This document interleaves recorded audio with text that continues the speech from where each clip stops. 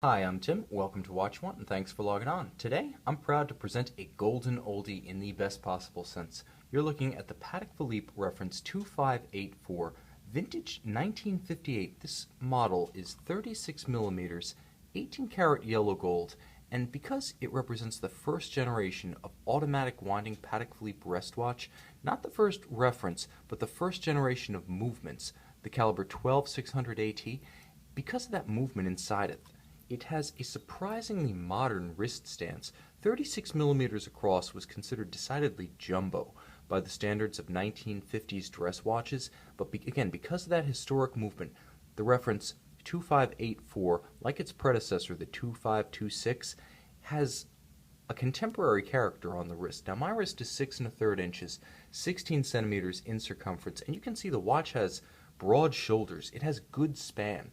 It has a distinctly modern presence, and if you were following the trade shows in Geneva and Basel this year, you would have seen a slew of watches, modern dress references, rolling out in this exact size. The watches between 35 to 36 to 37 to 38 millimeters are very popular now, and they're really resurgent. While thin has always been in, this particular size range is very much back. Although those who know watches and love the classics wonder if it ever really went away. You can see the watch has a tremendous amount of character, and that's enhanced in a visual sense by a couple of subtle styling tricks that Patek stylists use to enhance the punch of this watch visually. Now, the most effective and the most pronounced is this stepped bezel that runs all the way around. While the bezel is relatively flat, it's also broad, and so it has two planes, one outboard and one inboard, and that step gives the watch a character line that strengthens it overall. Again, just gives it a lot more charm, a lot more definition. Likewise, the lugs, soldered on straight from the top, have a little bit of curvature and a little bit of a teardrop droop to them when viewed from the side. And it is from an angle that this watch really comes alive, because from the angle, you can see that beautiful acrylic, the plexi, that distortion that you can't get with modern sapphire. While sapphire is effective at resisting scratches, you lose the unique index of refraction of thermoplastic. So connoisseurs of vintage watches, especially vintage dive watches, know this effect well, and it's really a nostalgic, charming look as the indices disappear and warp along the periphery, and it's part of the vintage ownership experience, and you get that with this Patek Philippe 2584. What you also get is the classical look of what is today known as a Patek Philippe Calatrava. In fact, show this watch to watch enthusiasts, even very knowledgeable ones. If they don't know the exact reference, they're likely to say, oh, that's a Patek Philippe Calatrava. And they might not be wrong, strictly speaking, but that nomenclature came out of the 1980s collector movement as vintage Patek became hot and collectors started applying names retroactively to the models.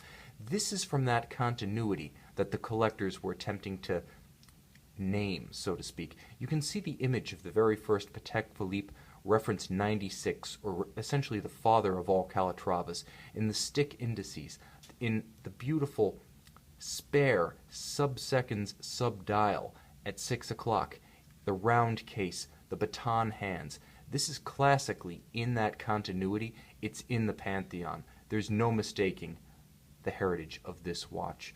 But what is a little bit counterintuitive, even though it has a look dating back to the early 30s, the technology within the case was very much of the 1950s and represented a couple of technological milestones for Patek Philippe. Before I dive deep into the tech and the finish, I want to talk a little bit about the dial, because although the dial marks this one as part of that so-called Calatrava continuity, this example in particular is an awesome survivor. First of all, the hands and all of the applied yellow gold indices, as well as the Arabic 12 at the station of 12, are in fantastic condition.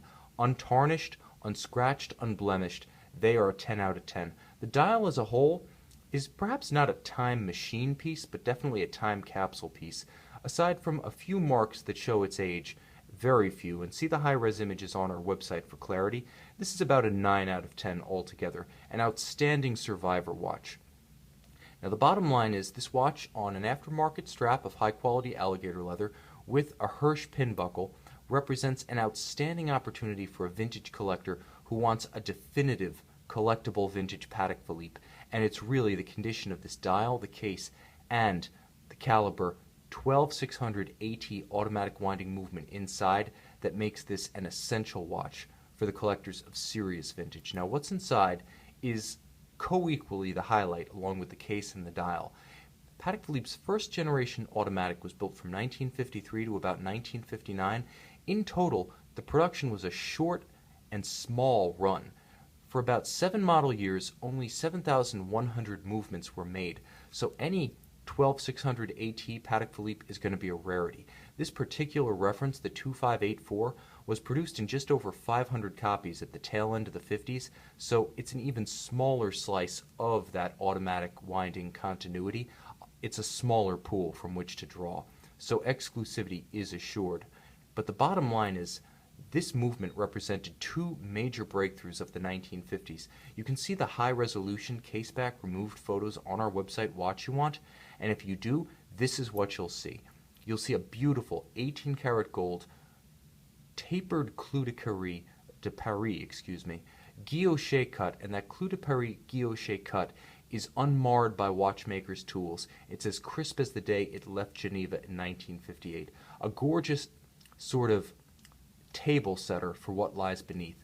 The 12600 AT movement, Geneva seal, and in outstanding condition in this example, represented not just the first generation of Patek Philippe automatic winding, but one of the first movements to receive Patek Philippe's signature Gyromax balance. Now, the Gyromax was patented 2 years before the debut of the 12600 in 1951, and essentially what it did was it moved the principal regulating mechanism of the balance from the index to the outer circumference of the balance wheel itself.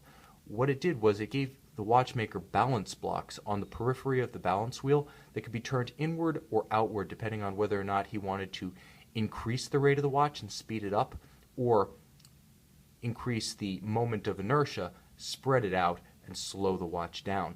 A precise regulating organ, also remarkably resistant to displacement by shock, it enabled this watch to be both beautiful and precise. Again, 2 signature Patek Philippe technological milestones from the 50s. Automatic rotor winding and Gyromax in a single beautifully preserved iconic case with an iconic dial. But there is more, because the finish of the movement is a highlight as well. Now, you'll see a lot of period pieces historically significant in their own right. A vintage style pair shock or super shock twin tab shock resistance system on the capstone of the balance, a beautiful little anachronism in its own right. A black polished swan's neck micrometric regulator. You'll see black polish on the cover of the separate escapement wheel cock. Beautiful Côte de Genève with gorgeous intermediate texturing and a tight perlage about the base plate give this watch a fully finished beauty worthy of the Geneva seal, and that's another important continuity and Patek Philippe tradition that's embodied in this watch. Smaller details, including the handmade Breguet overcoil hairspring, heat blued in this example, allow it to avoid positional variations. Again, this was not just a beautiful watch in the 50s, it represented an earnest effort to create the best that Patek Philippe could offer. Accurate, durable, convenient, and also beautiful.